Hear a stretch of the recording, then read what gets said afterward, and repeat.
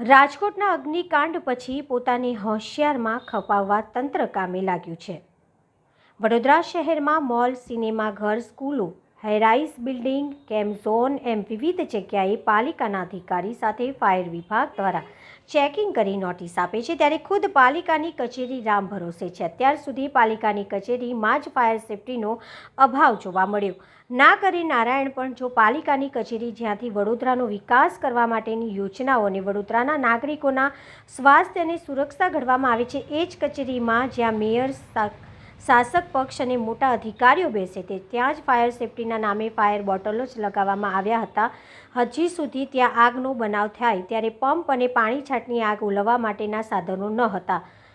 વડોદરા શહેરમાં જ્યાં ને ત્યાં નોટિસો આપતી અને દંડ ફટકારતી પાલિકાને કોણ નોટિસ આપશે, સવાલ ઊભો થયો છે। સાથે આ પાલિકાનું શું વડોદરાની સુરક્ષા કરશે, જે પાલિકા કચેરીમાં સુવિધાનો અભાવ હોય?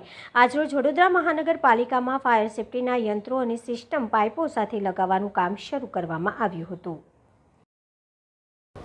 આજે એક દુઃખની વાત કરીશ કે માનવ સર્જિત ઘટના કે રાજકોટની અંદર જે ઘટના બની કે જે કોઈના ભૂલના લીધે લોકોએ જીવ ગુમાવે, અને એવી જ ઘટના આપણે વડોદરા શહેરમાં થઈ હતી। હરણીકાંડ જે થયો હતો એના પછી વાત એવી હતી કે તંત્ર જાગશે ને ઘણા એવા મોટા નેતાઓ એના વાતો કરતા હતા કે ચમરબંધીઓ છોડવામાં નહીં આવે, પણ અત્યારે તમે જો કે રાજકોટનું જે પણ પ્રકરણ થયું એના બાદ તંત્ર જાગ્યું ને ઘણી બધી જગ્યાઓ પર આ લોકો સેફ્ટીને સામગ્રીને આ લોકો ધ્યાનમાં લઈ રહ્યા છે, જે તે જગ્યા સ્થળો પર તપાસ કરી રહ્યા છે।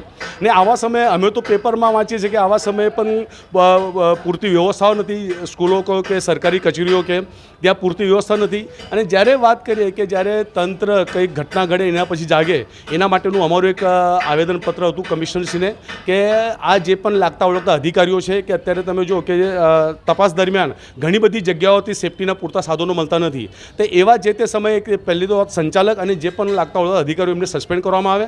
અને બીજી વાત તમને કહીશ કે આજે જ અમે એક પેપરમાં વાંચ્યું કે આપણા ધારાસભ્ય શૈલેષભાઈની 2 સ્કૂલોને પણ નોટિસ આપેલી છે। આ તો ખરેખર આ દુઃખથી કહેવું પડે છે કે જે માતા પિતાઓ છે એમને પણ આ વાત પર ધ્યાન આપવું જોઈએ કે જ્યારે આટલી સ્કૂલો, જ્યારે સ્કૂલોની અંદર આશરે 300-400 બાળકો જ્યારે અભ્યાસ કરતા હોય ને એ સ્કૂલોની અંદર જ્યારે સેફ્ટી લઈને સાધનો ના હોય તો આ ખરેખર દુઃખની વાત કહેવાય। એટલે આવી ઘણી બધી સમસ્યાઓ છે વડોદરા શહેરની અંદર કે જ્યાં ખરેખર સરકારે ધ્યાન આપવું જોઈએ। અને બીજી વાત કહીશ કે અમે જે આવેદનપત્ર આપ્યા પછી અત્યારે જુઓ છો કે અહીંયા કોર્પોરેશનની અંદર અત્યારે સેફ્ટીને લઈને કામગીરી ચાલી રહી છે, તો આજે એક જ વાત કે દિયા તલે અંધોરે એવી વાત થઈ રહી છે।